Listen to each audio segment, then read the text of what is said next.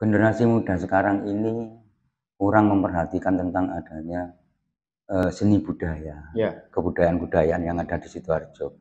Sidoarjo ini sebenarnya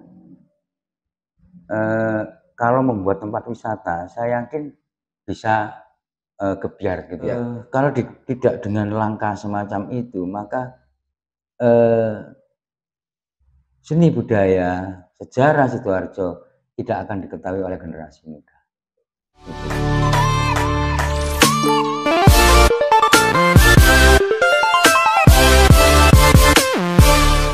masih di podcast Golkar Sidoarjo TV, channel kebanggaan warga Sidoarjo.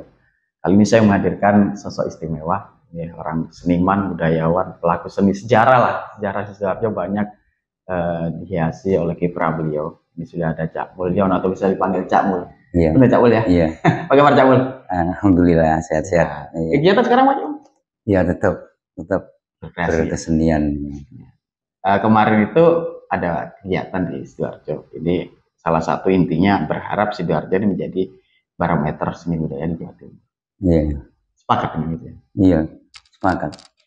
Karena Sidoarjo ini sebenarnya banyak jenis-jenis kebudayaan, tapi selama ini kurang dibangkitkan atau kurang digali. Atau mungkin belum ada kegiatannya? Ya mungkin karena kurang adanya pengembangan.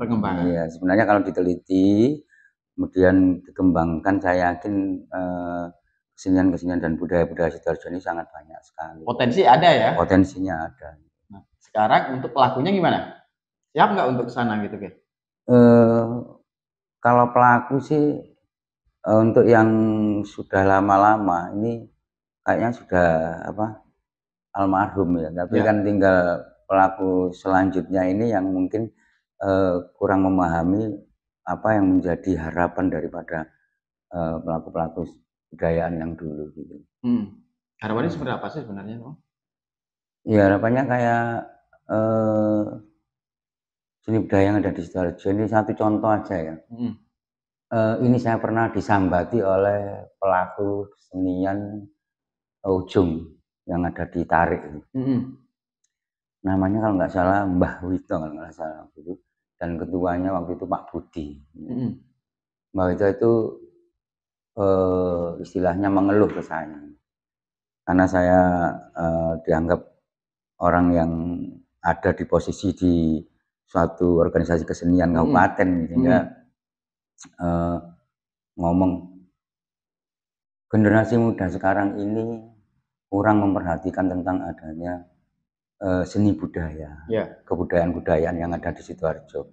Satu contoh ini ya, ketika Ujung mau mengadakan sebuah latihan untuk ritual, mereka itu generasi muda berduyun-duyun datang membawa sepeda motor, nongkrong di atas sepeda motornya dan nonton. Dan apabila ditawari untuk ikut terjun, nggak ada yang mau sama sekali. Datang hanya sebagai penonton kegiatan untuk hiburan. Iya, menganggap bahwa itu adalah sebuah hiburan gitu aja. Tapi padahal maunya itu Mbak Wita itu, ayolah generasi muda baik laki maupun perempuan itu silahkan. Ini ada wadah gitu. Ini ada kantong seni dan budaya, ikutlah. Karena biar ada penerusnya. Karena apa? Memang Tarik Ujung pada saat itu di Sidoarjo dibutuhkan mendatangkan hujan. Karena Sidoarjo ini Sidoarjo ini lahan yang ada, ladang-ladang yang ada ini lebih besar tanah pada hujan. Sehingga kalau kemarau ini susah, kering dan susah untuk ditanami kan gitu. Sehingga pada masa itu Tarik Ujung ini sangat digalakkan, bahkan di beberapa kecamatan ini sudah ada kelompok-kelompok kelompok-kelompok seni budaya Ujung itu untuk supaya dari masing-masing wilayah yang ada di Sidoarjo ini bareng-bareng mengadakan sebuah ritual sehingga hujan itu bisa datang. Kita ngomong konteks hari ini adalah generasinya sudah berbeda. Pendekatannya tentu berbeda. Atau mungkin ketika teman-teman pelaku seni masih gaya tradisional itu belum mungkin menarik pada anak-anak sekarang. Bedanya sudah jauh lah. Pemahaman anak muda sekarang berbeda tentang seni ya. Atau mungkin seperti itu. Ketika senian yang ditawarkan oleh pelaku-pelaku seni belum masuk menarik minat anak-anak muda. Anak-anak muda ya. Atau mungkin perlu modifikasi misalnya gitu, Cak Mul. Sebenarnya kalau dimodifikasi bisa saja karena apa? Yang penting kan tidak meninggalkan pakem gitu kan ya. Ya memang kadang ada orang yang menganggap bahwa lu kok digawe model koyo ngono sih gitu ya. Padahal kayak adanya ritual itu satu misal ada bumbu sedikit lagi ya, ditambahi bumbu yang sehingga menarik kan gitu. Nah ini kan menjadikan satu hal yang menakjubkan kalau dipakai sebuah tontonan. Kalau dipakai sebuah ritual pun juga lebih bagus lagi. Contoh lagi nyadran. Nyadran ini tergeser sehingga seharusnya nyadran ini kan membawa tumpeng gitu ya.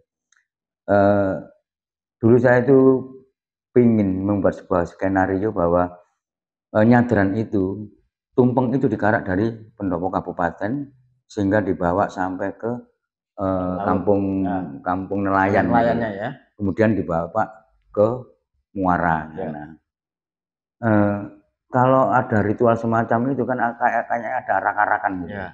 Ini kan lebih menggigit, ini lebih greget gitu. Sampai di atas perahu sampai di atas perahu. Nah, ini ada bumbu-bumbu gitu. Nah, sekarang yang terjadi bahwa untuk nyadran itu yang ritualnya ini mungkin hanya 20%, yang 80% ini hura-huranya. Itu yang terjadi sekarang sehingga yang namanya istilahnya syukuran laut itu prosesinya hanya 20%, yang lainnya hanya bumbu-bumbu atau bisa dikatakan disalahgunakan gitu. Satu contoh yaitu mungkin sambil mabuk dia joget-joget di atas perahu lah, ini kan menghilangkan ritual gitu. Padahal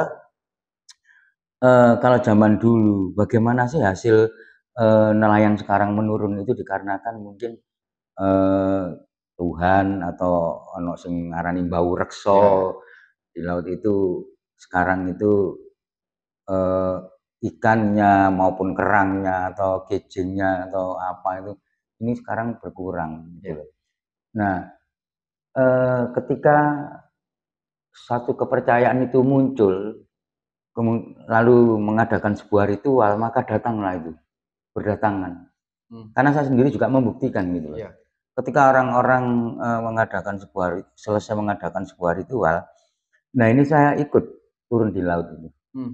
Ternyata memang kerang itu yang apa istilahnya babone atau bapak ibunya itu ada di atas, induknya itu ada di atas, anak-anaknya ada di bawah banyak.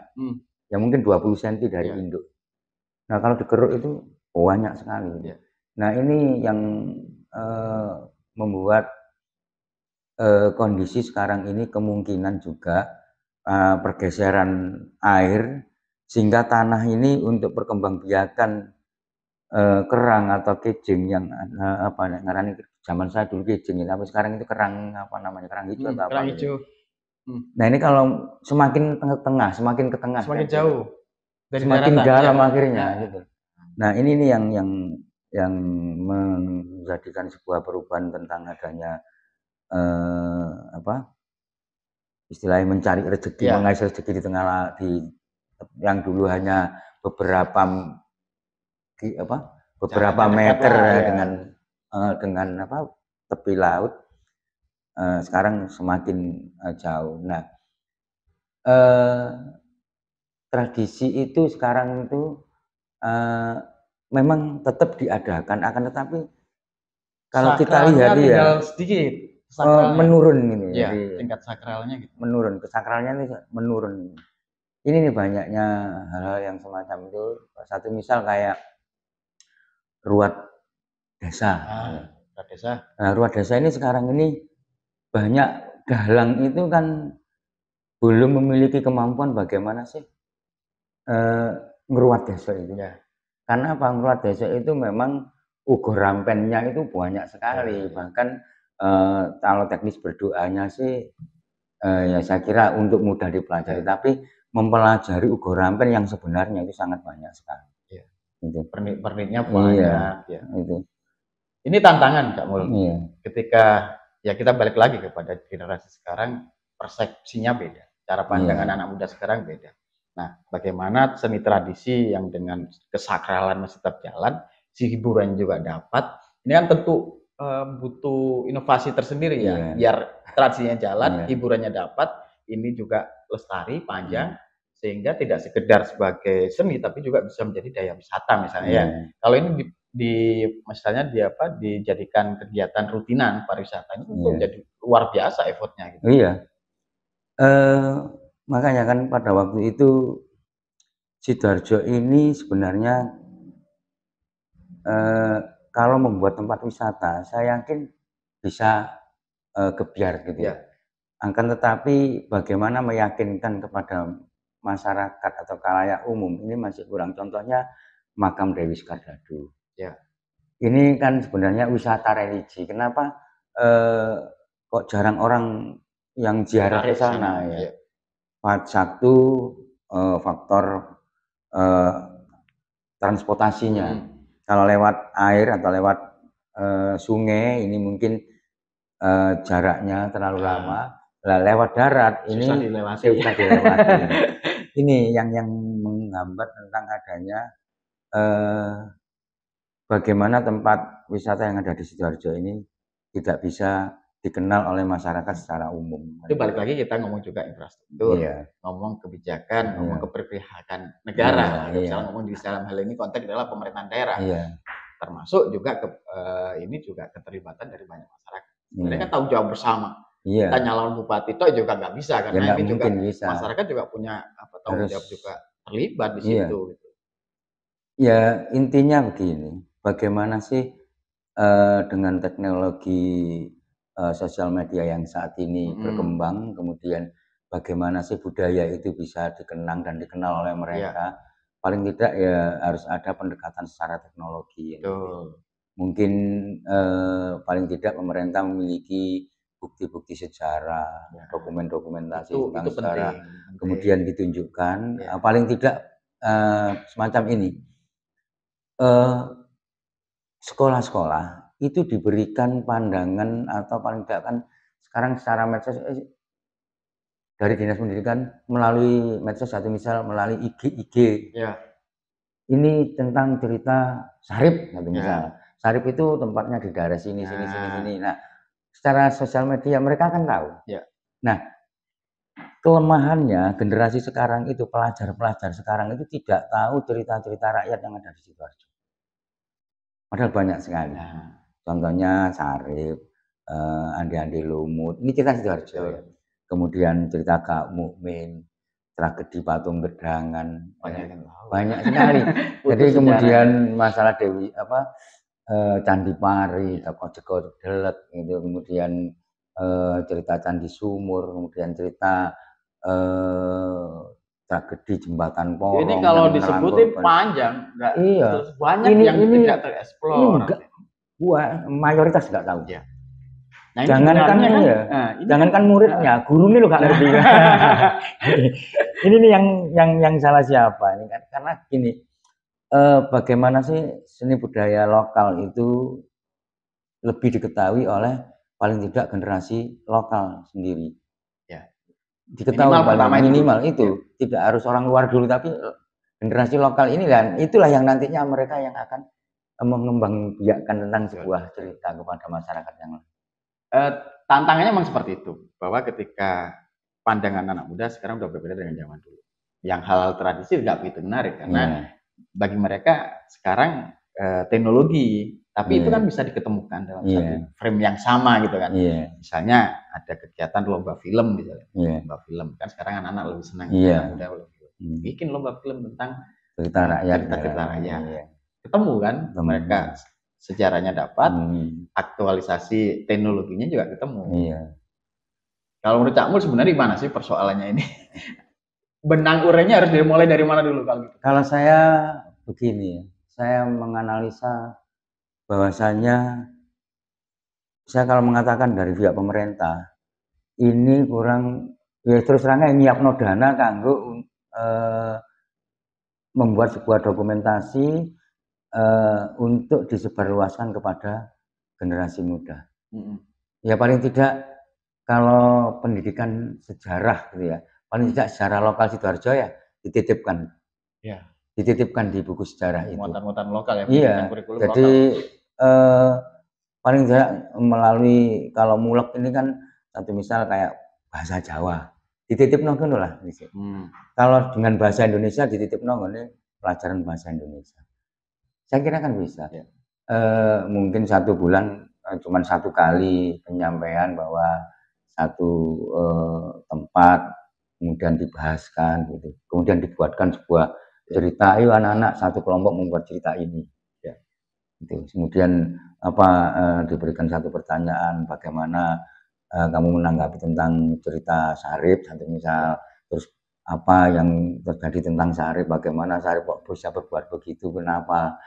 Nah ini mereka paling tidak secara nggak langsung ya nek basa anune perguruan tinggi ini kan observasi akhirnya kan riset, iya kan akhirnya kan pendalaman materi. Mereka mulai sejarah. Iya, mengetahui akhirnya sebab akibatnya sejarah ini ada kan gitu. Nah sekarang kan sudah digembar-gemborkan bahwa makamnya Sarip ya sekarang kan banyak orang itu mencari di sini ya itu kan akhirnya kan banyak pandangan-pandangan gitu. Hal-hal yang semacam ini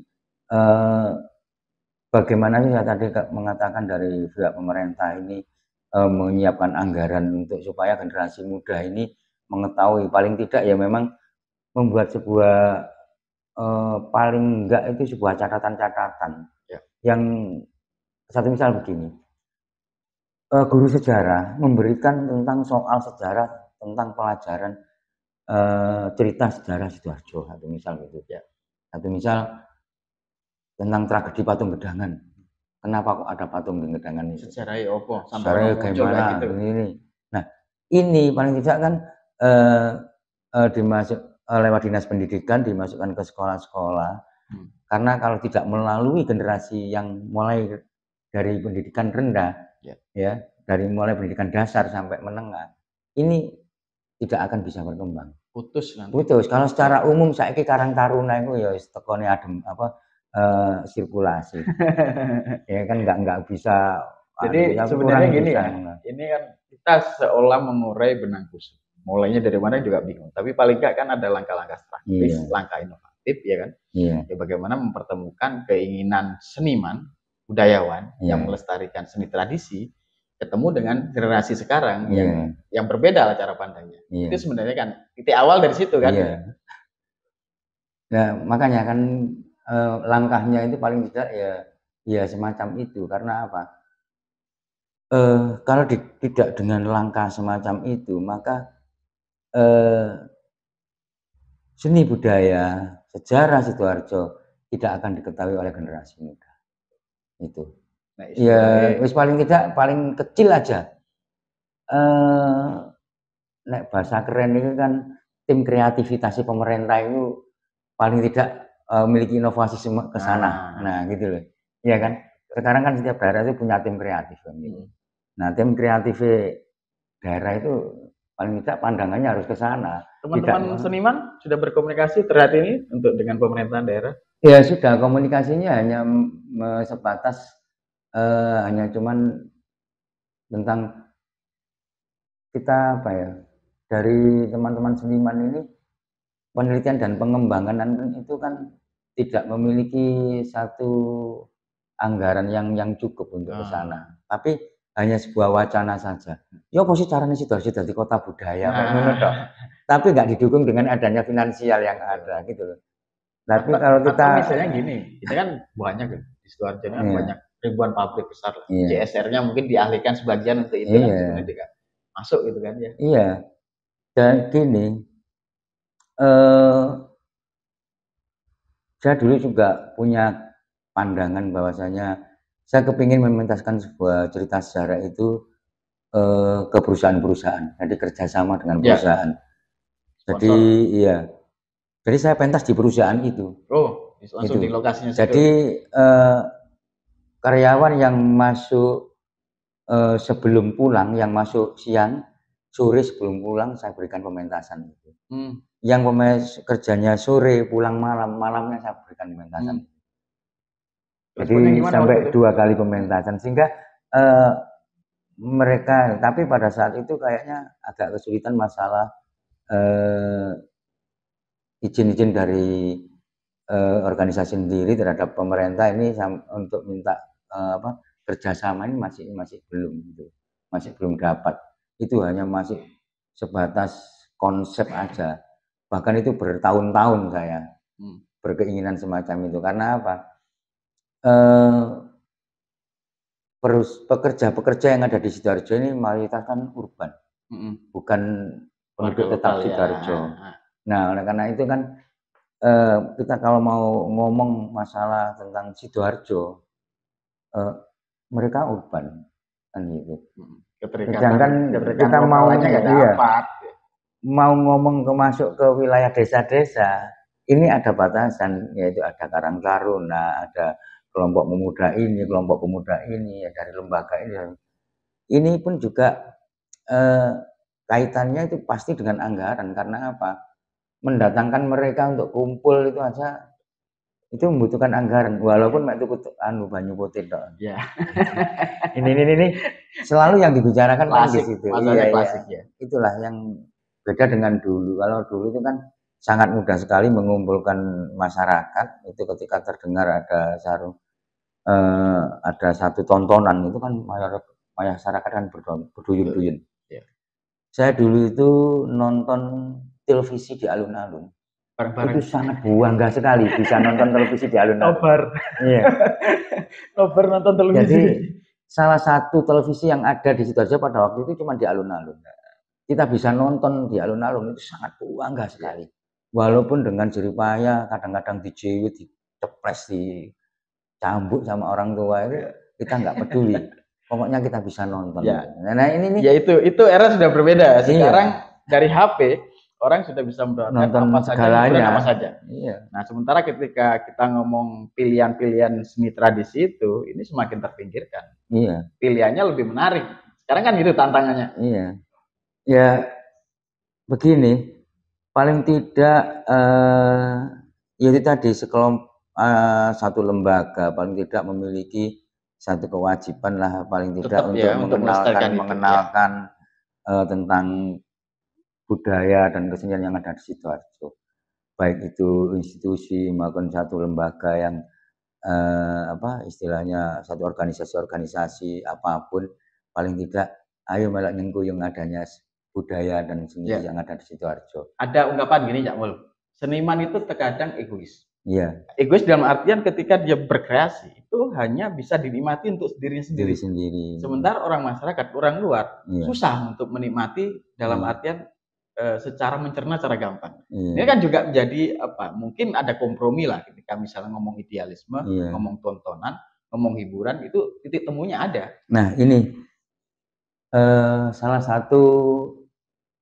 bentuk adanya pemikiran bahwasanya satu contoh teater, karena aku orang teater ya. Kalau kita membuat sebuah cerita-cerita absurd, itu kayaknya sah ya, karena keluar dari sudah tidak memikirkan masalah pakem, gitu. Sehingga apa yang saya tampilkan bentuknya apapun itu sah. Atas nama seni kreativitas boleh saja kan. Gitu. Tapi kalau saya mengangkat satu cerita tradisi, ini kan kadang-kadang satu penonton sudah jenuh dengan cerita-cerita itu. Yang kedua,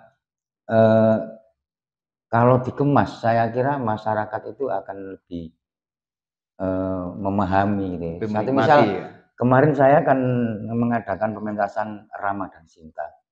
Pada saat forum diskusi ya sempat saya membuat cerita Ramayana itu kan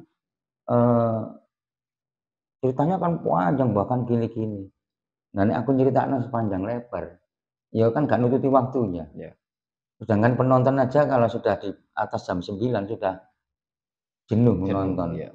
Nah, ini saya kemas cuma 1 jam, saya ambil cuplikan-cuplikannya. Itu yang penting penonton tahu bahwasanya, oh ternyata ceritanya cinta itu, Rama dan Sinta itu di sini. Ketika saling mencintai itu di sini ternyata. Yang dimaksud cinta sejati itu di sini. Jadi cuma saya berikan gambaran-gambaran itu. Arti daripada cinta sejati, arti daripada gelora cinta yang membaranya itu di mana. Itu penggambaran-penggambaran itu. Yang saya sesuaikan dengan adanya kondisi zaman sekarang tentang bagaimana sih cinta itu, macam itu. Proses-proses masih panjang, Cak Mul. Iya. Kalau menurut saya masih panjang sih benar-benar. Bagaimana mempertemukan antara kreativitas seniman dengan keinginan masyarakat sebagai hiburan, bukan sekedar hiburan alternatif, tapi ini hiburannya sebenarnya sakral dengan nilai-nilai tradisi, tapi tetap menjadi nilai hiburannya tetap dapat. Iya. Waktu itu saya pernah pentas di Nganjuk, ya, dengan zaman yang kondisi sosial media yang semacam ini. Ternyata generasi muda itu bertanya-tanya, loh iya tak ada tak semacam itu. Saya pernah menampilkan di Nganjuk waktu itu Kemanten Mayit. Ini kan cerita budaya Sidoarjo, cerita sakral di Sidoarjo, bahwa seorang yang mau nikah itu ketika orang tuanya meninggal kan tidak boleh menikah di tahun itu, harus ada jeda 1 tahun lagi. Sebenarnya itu bisa, gitu. Dan ini ceritanya dari ini cerita Kelurahan Magersari sini dulu. Pada waktu itu ada tokoh masyarakat di situ menceritakan bahwa bisa tetap dijalankan, tapi dengan satu catatan, yaitu mendatangkan penghulu dan dinikahkan di depan mayatnya. Gitu. Nah, kemudian kalau ugo rampennya itu bikin bujeng mungkur itu tumpeng yang dibelah jadi 2 dan dibalik gini ya, dimungkur ya, bersingguran. Bikin itu. Kemudian ada beberapa macam ugo rampen yang lainnya, dan itu ada ketentuan gitu. Nah, ini ternyata menurut generasi muda ini menarik sekali gitu, cerita-cerita semacam itu gitu. Nah, akhirnya kalau seniman terlalu egois mengangkat sebuah cerita-cerita seni yang hanya untuk kepentingan dirinya sendiri, maka inilah yang mengakibatkan matinya budaya, cerita budaya. Zaman sudah berbeda, pendekatan juga pasti berbeda lah dengan menyesuaikan dengan situasi yang ada. Yang penting kan jangan sampai meninggalkan pakem ya. Itu yang paling utama kan, substansinya di situ. Sebenarnya pasti bisa kok ada inovasi yang penting masyarakat itu melihatnya tertarik gitu. Kemasan. Yang penting kemasannya bagaimana mengemas seni tradisi menjadi seni tontonan yang menarik, tidak saja untuk orang-orang lama tapi juga generasi muda yang kalau gimmick-gimmicknya dapat, ada sentuhan romans, ada macam-macamnya sesuai dengan karakter zaman sekarang. Itu akan menjadi seni yang banyak ditonton. Ini yang selama ini menjadi pemikiran saya, yaitu generasi sekarang ini sebenarnya kalau diberikan cerita-cerita daerah atau cerita-cerita rakyat itu seneng, tapi yang kurang seneng itu adalah faktor biaya. Nah, itu terus terang aja ya, karena kan saya membina teater di sekolah-sekolah. Karena apa? Kita kalau mengangkat cerita tradisional itu memang biayanya sangat tinggi, terutama pada kostum, setting, semacam itu. Tapi kalau kita membuat cerita yang absurd ya, itu saya kira nggak butuh ya, ibarat kita melakukan sebuah pantomim gitu loh, semacam itu. Tapi kalau real ya ini nih yang menjadi satu kesulitan. Kalau tradisi lokal teater, kan beda-beda juga. Padahal dulu sejarahnya luar biasa suatu banyak sekali kan beda-beda misalnya. Kalau gedung teater di Sidoarjo itu ada 4. Iya, ada 4. Pertama di sekarang jadi BTN ini. Sampai sini ya, sebelahnya gedung ini.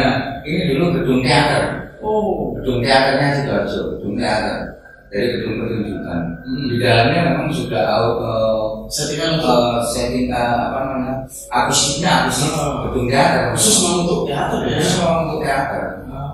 Itu dan hanya beberapa tahun yang lalu saja sudah dijadikan gedung.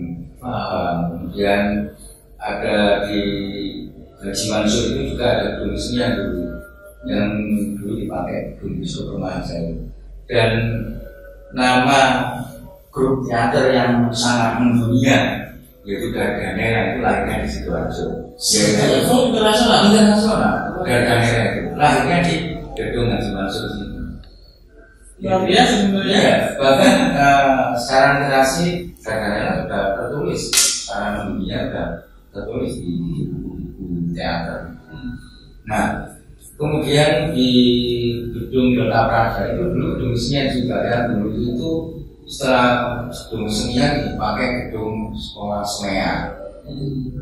Makanya ketika di Sidoarjo ini saya sulit untuk membuat sebuah latihan teater gitu. Akhirnya karena saya waktu itu pengurus di DPD Golkar ini, maka saya latihan di gedung ini. Sempat jadi yang latihan juga? Iya.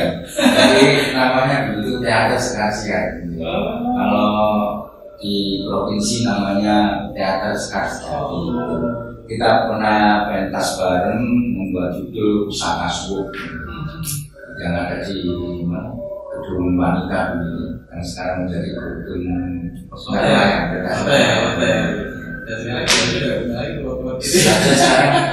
tidak punya gedung seni, tapi sebenarnya punya. Akan tetapi sekarang menjadi gedung serbaguna. Dan dulu itu seingat saya itu dulu itu sebenarnya gedung kesenian karena anggarannya itu anggaran yang dikucurkan itu untuk anggaran gedung kesenian Dewan Kesenian dipakai waktu itu. Yang sekarang menjadi yang sekarang menjadi gedung serbaguna. Tapi COVID ya karena apa? Ya kesalahannya para senimannya nggak ada yang awal, nggak ada yang awal anggaran itu sehingga gedung itu alih fungsi menjadi gedung senian apa menjadi gedung yang lain ya. Ini karena saya sendiri waktu itu nggak paham tentang bagaimana bisa menjadi gedung serbaguna itu. Tapi pada waktu itu saya sempat menjadi pengurus kesenian, saya digojol oleh teman-teman seniman Jawa Timur. Waduh, Sidoarjo duwe miliaran nggak digawe tapi gedung senian. Nah ini digojol kemana nih? Nah akhirnya muncul ini dengan kabar bahwa uang itu dibangun dipakai membangun gedung serbaguna itu yang sekarang pakai MBD. Di sejarahnya tentang masalah gedung itu iya, kalau kita mau mungkin lagi sulit. Sebenarnya para seniman Sidoarjo ini mengeluh sebenarnya kita nggak punya gedung untuk berekspresi atau untuk penampilan, atau kita tidak punya gedung kesenian. Karena apa? Memang volumenya itu banyak sekali. Bangun gedung kesenian kan biayanya tinggi sekali, terus operasional juga ya. Pada teman-teman ini semuanya itu membutuhkan gedung kesenian. Karena apa? Kita sebenarnya nggak butuh gedung yang sangat besar, mewah, tapi representatif. Ya. Makanya representatif ada gedung yang bisa dipakai pertunjukan. Kemudian di kanan kirinya ada laporan seni, mulai dari laporan tari, lukis, Jepang dan sebagainya. Ini saya kira sudah bisa mewadahi bahkan minat generasi muda saat ini. Salah solusi ya? Iya, satu contoh ini.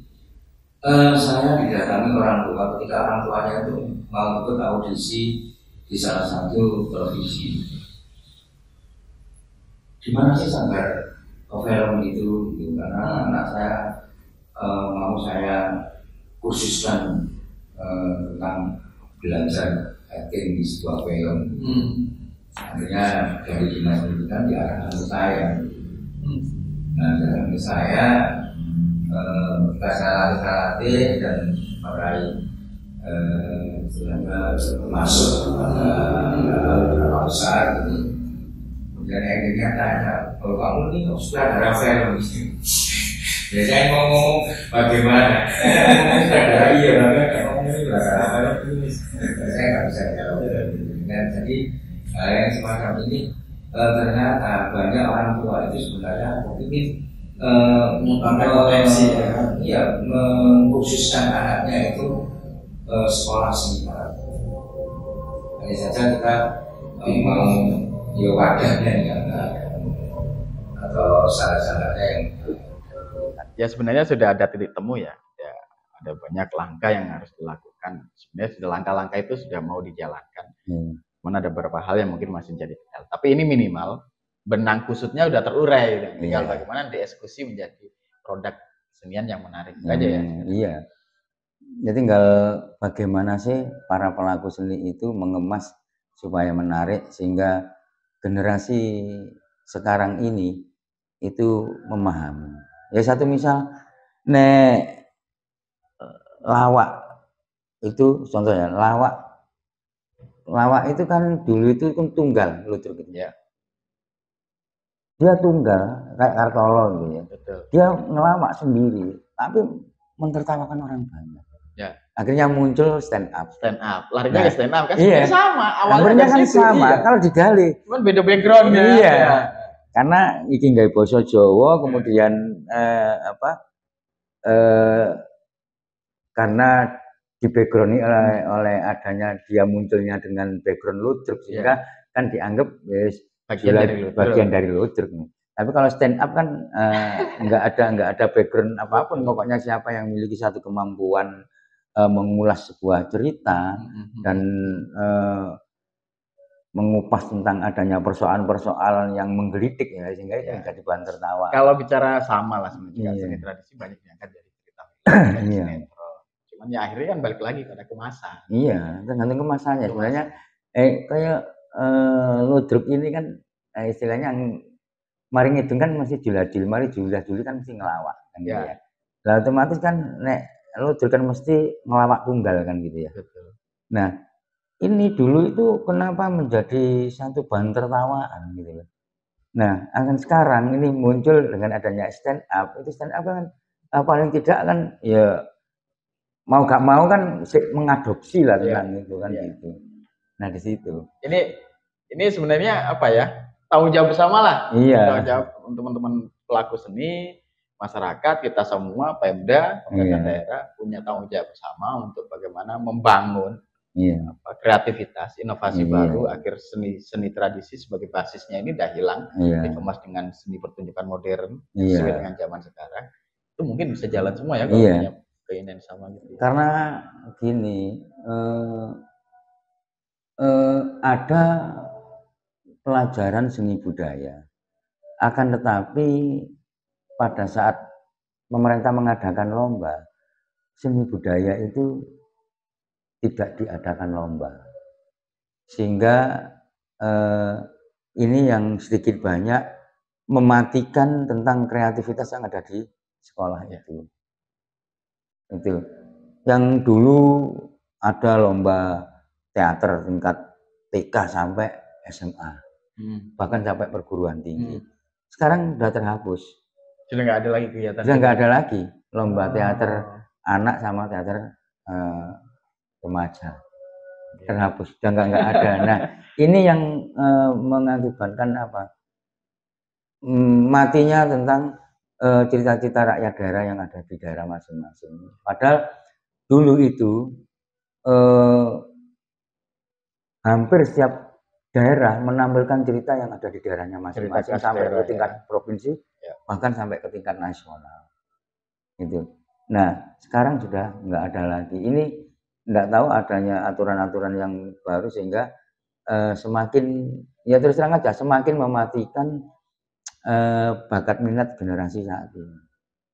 Gitu. Cak Mul, ini saya pikir kalau ngomong nggak akan selesai, nggak ada ketemu. Tapi minimal dari obrolan ini kan sudah mulai ada apa yang harus dilakukan ya, langkah-langkah taktis, strategis yang bisa membangkitkan kembali seni tradisi yang sesuai dengan tuntutan zaman sekarang. Terakhir Cak Mul, harapan Cak Mul untuk kemajuan seni budaya di Sidoarjo. Ya, harapan saya para pelaku seni maupun para budayawan paling tidak hanya apa namanya dimiliki sendiri pengetahuan itu, paling tidak digeduk tularkan. Ya. Digeduk tularkan enak le siapapun, inilah dulu itu ceritanya Sidoarjo itu gini. Ya. Supaya mereka tahu, gitu. Supaya mereka memahami dan supaya mereka paling tidak mau berkiprah. Itu yang sangat penting itu semacam itu. Tapi kalau hanya dipendam sendiri, dimiliki sendiri tanpa mau menginformasikan dan memberitahukan kepada generasi penerus, maka apa yang kita miliki itu dan apa yang kita ketahui itu maka tidak akan bisa berlanjut kepada generasi yang hilang ceritanya. Iya. Sukses untuk Cak Mul, semangat tetap terus digelorakan untuk membangun kembali seni tradisi menjadi seni yang bisa dinikmati banyak orang. Iya. Sukses Cak Mul ya. Iya, sama-sama.